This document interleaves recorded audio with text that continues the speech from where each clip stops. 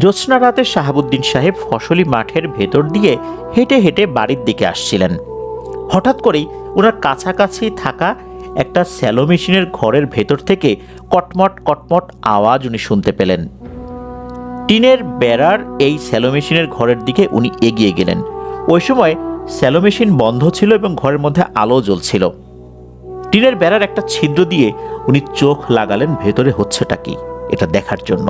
উনি যখনই তাকিয়েছেন তখন দেখতে পেলেন একটি নারী অবয়ব উল্টো দিকে ঘুরে বসে কিছু একটা খাচ্ছে।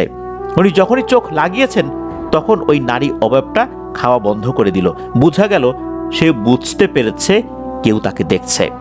সাথে সাথে সে শাহাবুদ্দিন সাহেবের দিকে ঘুরে ওই ছিদ্র বরাবর তার হাতে থাকা একটা মানুষের হাতের মতো কিছু একটা ছুঁড়ে মারে।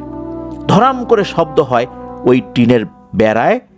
ওই জিনিসটা সজোরে আঘাত হবার কারণে শাহাবুদ্দিন সাহেব সাথে সাথে ওখান থেকে সরে গিয়ে উল্টো দিকে ঘুরে বাড়ির দিকে দৌড় দিলেন।